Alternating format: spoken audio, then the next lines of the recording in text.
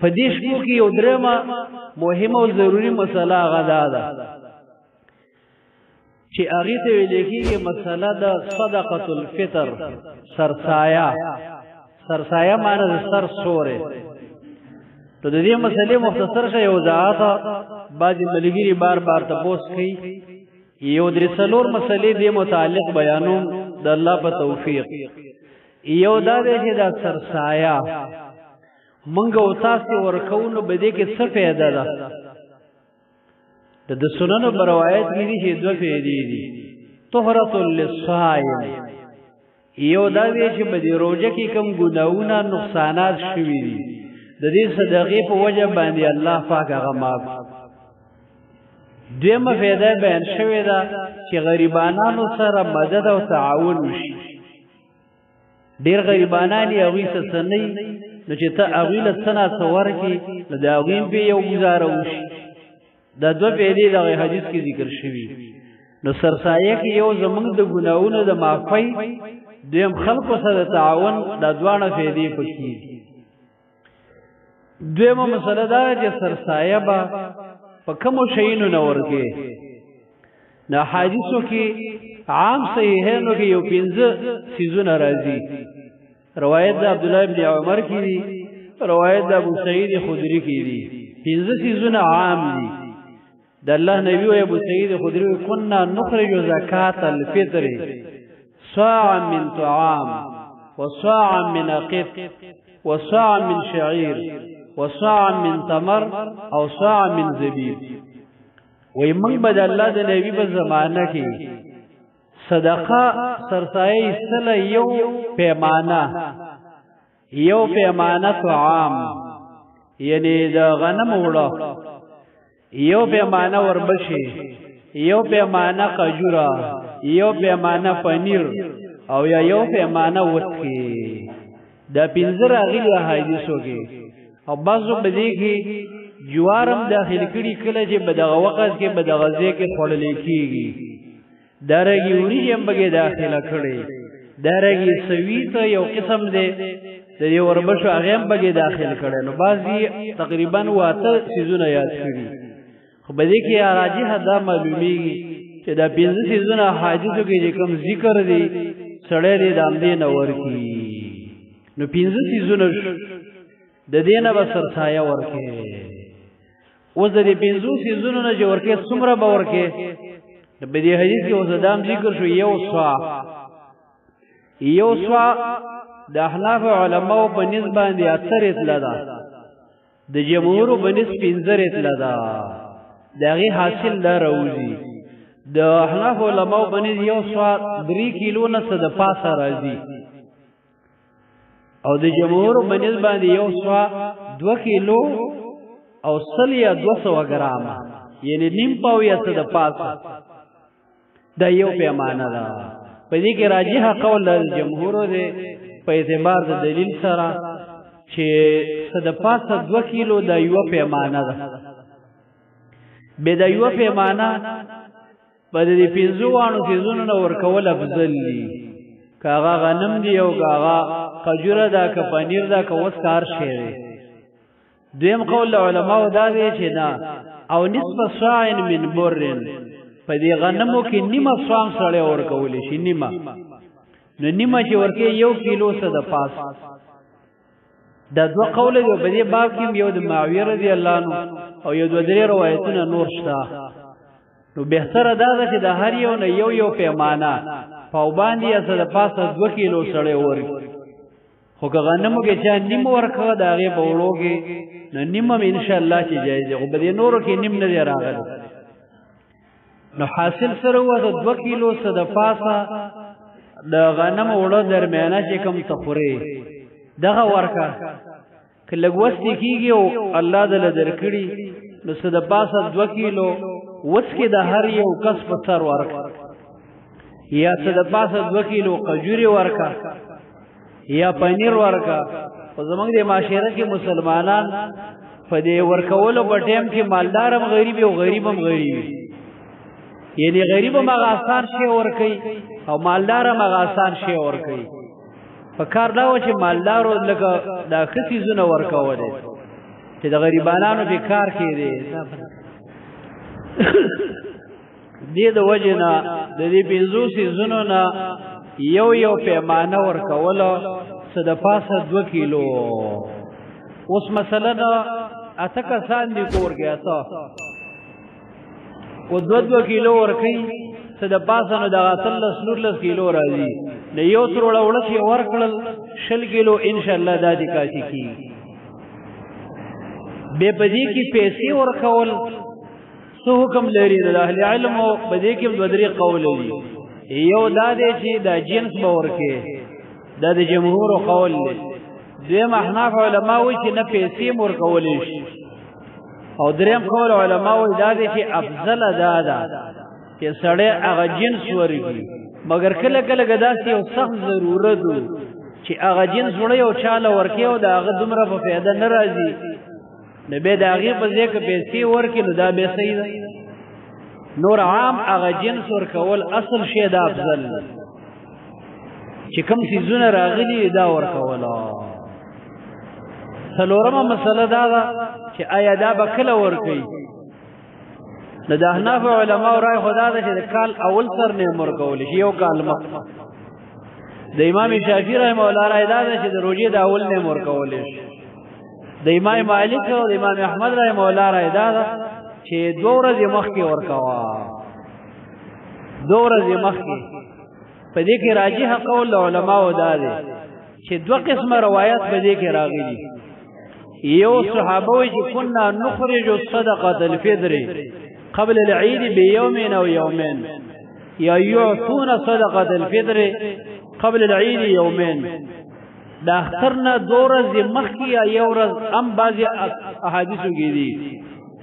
او پر روایت د عبد الله ابن عمر کې دي د الله نبی او ویلي او امر او تقول ان تؤداها چې ادا کوي به دا صدقه قبل الخروج الى الصلاه مخکې د وصلو نمازه د 2 ورځې مراغلي مخکې او د اختر مانځنه مخکې مراغلي د بعضي علماو دا تدویق کړي چې راجح ده کچې ته د مسلمانانو د یو خلیفہ دی یو مجمع د هغې سره جمع کېدل د به یو ورځ مخکې مراجمه کولې ځکه په هغې باندې وخت لګي څوک به نن راوړي څوک به ګنټه مخکې څوک وروسته او که چېرته داسې شکل نه و نو افضله بیا دا ده چې د سهار مانځنه مخکې سړی ورکړي ځکه دې روایت د صحیحینو کې دي و امر بها د الله نبی به امر کاو چې ان تؤداها چې دا ادا کړي چې قبل خروج الى الصلاه د مانځنه مخکې چې مانځه د سړی وځي د هغې نه مخکې ورکړي دې د وجې نه اهل علم وایي که یو سړی د اختر په شپه باندې مړ شو نو راجحه وایي دا ده چې بده باندې دا سرسایه نشته ځکه د اختر د مانځنه مخکې ټیم یاد کړی او بعضې علما وایي چې یو ورځ 2 ورځې مخکې راغلي نو بده باندې سرسایه شته د بهتره دا ده چې د اختر مانځنه مخکې د انسان ورکړي دا افضل ټیم دی بهتر ټیم یې دا دی اوس یو سړی نه پاتې شوه نو دا به څه کوي د اختر د مانځنه وروسته که دا سرسایه ورکوي نو هغه د سرسایه حکم یې نه دی لیکن د ده نه پاتې شوې ده یا بې فکر نه یا به غافل و اهل علم وایي په کار ده چې بیا هم دا دې ورکړي الله نه دې امید ولري الله به ورله ثواب ورکړي کله کله داسې چې د بندګانو نه هېر شي د الله کار دی د خپل خوراک یا خپل بچی یا ځان داسې نه هېرېږي خو د الله په نامه چې یو شی ورکوي نو زکات هم د 6 میاشتې لیټ شي بل یو عمل هم د هغه وروسته کېږي مونځ هم د کله وروسته کېږي د الله بندګۍ کې منګه کې کمزورتیا ده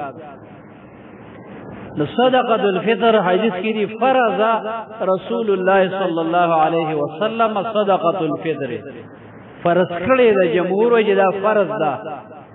احناف علما وجه نه دا واجب ده د پکار دا ده چې مؤمن بنده د صدقه الفطر سرسایه اهتمام موږي د اختر مانځنه مخکې دا ورکړي درېمه خبره او صدا واوره چې بدیش په ورځو کې یوازې دا سرسایه دا ضروري واځي نه ده دا خو یو حکم دی زمونږ د اسلام غریبانانو مسکینانو سبګي هغه تعاون او مدد وشي نه د اخیری اشاره کې په کاردار چې نور صدقې مسلمانان کوي نور غریبانانو سم تعاون نور سره ښېګړه درې څلور تروړې خلک راوړي د یو هفتې دپاره یو تروړه پکې بعض یتیمانان دي خوا کې یا ګاونډیان دي یو تروړه پکې هغوی له روانه دی قصاب ته چې ودرېږي یو وی 10 کیلو غوښه را بل وی 8 کیلو بل وی 12 کیلو چې وته یې چې بده دونه څه وي فرش ته پراته به بګی ګان 2-3 کیلو چې خورا ګوره د 5 ورځو غوښه فرج له تیار وړي کوته چې یو کیلو په کېجی څخه خوا کې یو گاونډي غریب دی یو کیلو زیات راواله نو چې براغون شي یو وجه یو 2 کیلو غوښه غسا نو زیوري زمانو مولوی صاحب پیسې خو نه ورکوم مې نه بالکل مې ورکوم تلاول نه وی چې نه ورکوم لکه د الله باندې 10 کیلو دی واغستا او دی 1 کیلو صد دي شلخې کې ما وته لې صاحب پیسې بزو ورکوم کېدا وینه نه مې زبې ورکوم مې دا غمولیانو کې نه مې مختلف د سپېګمې راکاږي ته چې شي خوري الله په منګم خوري دا بعض خلک دا فکر هم نه کوي چې ورور مې غریب دی ترزوی مې غریب دی گاونډي دی یتیمانان دي جمعات کې بعض طلبای غریبانان فراته کله کله خو که اره ورځې نشي درې څلور ورځې پس ورځې یو پاو نیم کیلو هغوی له هم راواله خو دا مزاج نشته فرج لی راوړي کې پرته او 4-5 ورځې خو د الله په نامه ورکولو له دا مزاج ډېر کم کله کله چې غریبانانو فکر هم پکار دارنګې واړه واړه بچي دي بازار ته خلک بوزي 2 جوړې جامې ولالي 2 جوړې پیزار آیا دی امت کې څومره یتیمانان دي څومره کونډې رنډې دي څومره غریبانان دي آیا د هغوی بچوله یو جوړه جامه یا یو جوړه پیزار آیا کله جوړه کې دا راغلی ده ستا رشته دارانو کې به داسې خلک وي کله جوړه کې دا راغلی ده یو خوا کې به دي جومات طلبا به وي قاریان به وي مسافر به وي کله جوړه کې راغلی یو جوړه جامې وله زواله سره دا فکر نشته امت بدی کې چې پیسې وګټه او پیسې ښه په ځان او بچو باندې وخوره او خواهش د څه غواړي هغه هر څه پوره کا او نور د بل چا غم مه کوه داسې د بخل مزاج راغلی بیا خاص کر د وایرس چې راغلی د الله کار دی مخکې به کله کله د ملګرو صدقه یا څه کول چې یاره مولوي صاحب دا بعضې غریبانانو له ورکه یا بعضې کسان راته راوښیوه او د وایرس چې راغلی دی هر یو لرې لرې تښتي چې هسې نه چې د صدقه یا څه غریب دپاره راته ونه وایي